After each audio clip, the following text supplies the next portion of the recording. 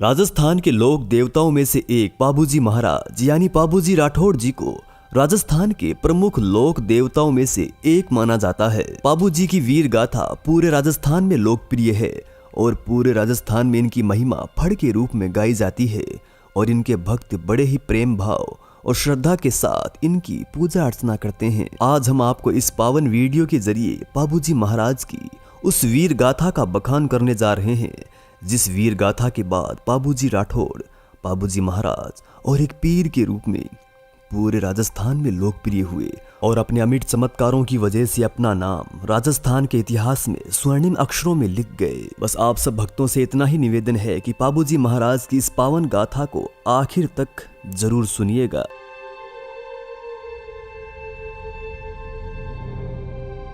Video अगर पसंद आए तो वीडियो को लाइक जरूर करें और अगर आप हमारे चैनल पर नए मेहमान हैं तो आगे बढ़ने से पहले चैनल को सब्सक्राइब करने के साथ ही बेल आइकन को भी जरूर प्रेस कीजिएगा। वीर पाबूजी राठौड़ ने अपने विवाह में फेरे लेते हुए सुना कि डाकू जिंदराव एक अबला देवल चारणी की गायों को हरण करके ले जा रहे हैं। इन्होंने उस महिला को उसकी गायों की रक्षा करने का वचन दे रखा था। गायों के अपहरण की बात सुनते ही वे आधे फेरों के बीच ही उठ खड़े हुए तथा गायों की रक्षा करते हुए वीर गति को प्राप्त हुए। इसी वजह से पाबूजी को गायों, ऊंटों व अन्य पशुओं का रक्षक देवता भी कहा जाता है। इन्हें प्लेग रक्षक भी माना जाता है। पशु के बीमार हो जाने पर ग्रामीण पाबूजी के नाम की तांती पशु को बांधकर मनौती मांगते हैं। मान्यता है कि इससे पशुओं की बीमारी दूर हो जाती है। लोक देवता पाबूजी का जन्म विक्रम संवत 1313 में जोधपुर जिले में फलोदी के पास कोलूमंड गांव में हुआ था। इनके पिता का नाम धांधल जी राठौड़ था। वे एक दुर्ग के दुर्गपति थे। जब पाबूजी युवा हुए तो अमरकोट के सोडा राणा के यहाँ से सगाई का नारियल आया और पाबूजी की सगाई तय हो गई। पाबूजी ने देवल नामक चारण देवी को बहन बना रखा था। देवी देवल के पास एक बेहद ही सुंदर और सर्वगुण संपन्न घोड़ी थी जिसका नाम था केसर कालवी। देवी देवल अपनी गायों की रखवाली अपनी इस घोड़ी से ही किया करती थी, परंतु इस अद्भुत घोड़ी पर जायल के जिंदराव खिंची की कई महीनों से आंख थी। वैसे किसी भी सूरत में हत्याना चाहता था। जिंदराव और पाबूजी में भी किसी बात को लेकर एक पुराना मनमुटाव भी हो चुका था। विवाह के अवसर पर पाबूजी ने देवल देवी से ये घोड़ी मांगी तो देवी देवल ने जिंदराव की बात बताई।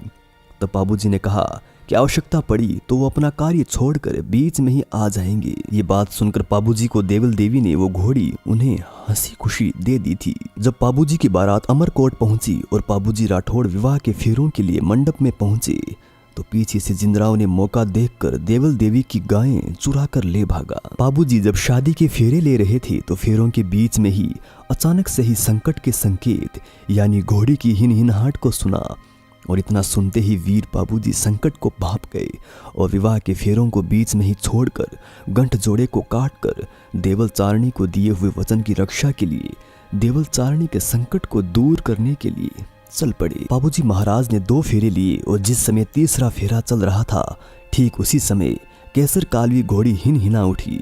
चारणी पर संकट का समाचार आ गया था। ब्राह्मण कहता ही रह गया कि अभी 3 ही फेरे हुए हैं, चौथा फेरा अभी बाकी है। पर कर्तव्यनिष्ठ वीर पाबूजी राठौड़ को तो केवल अपने कर्तव्य की पुकार ही सुनाई दे रही थी, जिसे सुनकर वो तुरंत ही चल दिए। सुहाग रात की इंद्रधनुष्य शैया के लोभ को बिना संकोच ठोकर मारकर रंगारंग के मादक अवसर पर निमंत्रण भरे इशारों की उपेक्षा कर पाबूजी वीर कंकण डोरों को बिना खोले ही चल दिए। और पाबूजी क्रोधित नारद जी की वीणा के तार की तरह झनझनाते हुए भागीरथ के हट की तरह बल खाते हुए उत्तेजित भीष्म की प्रतिज्ञा के समान कठोर होकर केसर कालवी घोड़ी पर सवार होकर पाबूजी वीर पशु रक्षा जिंदराव खिंची से जा भिड़े। देवल चारणी की गायें छुड़वाकर अपने वचन का पालन किया, किंतु पाबूजी महाराज वहां पर वीर गति को प्राप्त हो गए। और इधर सोडी राजकुमारी भी हाथ में नारियल लेकर अपने स्वर्गवासी पति के साथ शेष फेरे पूरे करने के लिए अग्नि स्नान करके स्वर्ग पलायन कर गई। इन अवसर परणी नहीं अजको झूंझो आए, सखी सजाओ साज से सुरगा परनु जाए। देवल माँ भी एक शक्ति थी जिसने अन्याय के विरुद्ध लड़ने के लिए पाबूजी को प्रेरित किया था। उनके पास जो केसर कालवी घोड़ी थी वो माता जी की जान थी और उसे जिंदराव खिंची के आग्रह करने पर भी मना कर दिया था, जिसकी वजह से वो माताजी से दुश्मनी कर बैठा और बदला लेने के लिए ही गायों को घेरा था और वही केसर कालवी घोड़ी पाबूजी राठौड़ द्वारा प्रशंसा करते ही उन्हें सुपुर्द कर दी थी। उमर काव्य के कवि उमरदान के अनुसार पाबूजी का जन्म विक्रम संवत 1342 के आसपास तथा मृत्यु विक्रम संवत 1383 में होनी लिखी है। विश्वेश्वर रेव जी के अनुसार पाबूजी का जन्म विक्रम संवत 1323 में हुआ। दयाल दशा की ख्यात में यद्यपि पाबूजी का कोई निश्चित समय नहीं बतलाया गया है। सिंध के इतिहास के अनुसार दोदा ने, जिनकी मृत्यु विक्रम संवत 1356 है, 25 वर्ष राज्य किया। अतः विक्रम संवत 1326 में सिंध में दोदा सुमरा राज्य करता था। पाबूजी राठौड़ उसी के यहाँ से ऊंटों का काफिला लाए थे। अतः पाबूजी का समय भी विक्रम संवत 1325 के आसपास होना चाहिए। उस समय दिल्ली के राज सिंहासन पर विक्रम संवत 1320 में गयासुद्दीन राज्य करता था। वीर पाबूजी राठौड़ की मृत्यु का समय विक्रम संवत 1323 में माह मार्गशीर्ष बद्दी नवमी 18 नवंबर रविवार सन 1326 को पाबूजी युद्ध स्थल में काम आए। इसके अतिरिक्त कोलूमंड में पाबूजी का मेला भी रविवार के दिन ही लगता है। इस तरह पाबूजी की आयु के संबंध में दो प्रकार के मत हैं। पहला कि वे 24 वर्ष जिए थे और दूसरा कि वे 21 वर्ष जिए थे। राजस्थान के लोक जीवन में कई महान व्यक्तित्व देवता के रूप में सदा के लिए अमर हो गए। इन लोक देवताओं में पाबूजी महाराज का नाम सबसे पहले लिया जाता है। पाबूजी महाराज को लक्ष्मण जी का अवतार माना जाता है। इनकी प्रतिमा में इन्हें भाला लिए हुए एक अश्वरोही के रूप में अंकित किया जाता है। प्रतिवर्ष चैत्र अमावस्या को पाबूजी के मुख्य थान मंदिर गांव कोलूमंड में विशाल मेला लगता है, जहां भक्तगण हजारों की संख्या में आकर इन्हें श्रद्धांजलि अर्पित करते हैं। दोस्तों, पाबूजी महाराज का ये वीडियो अगर आपको जरा भी अच्छा लगा हो तो वीडियो को लाइक जरूर करें और हमारे चैनल को सब्सक्राइब भी जरूर करें। जय हो पाबूजी महाराज की।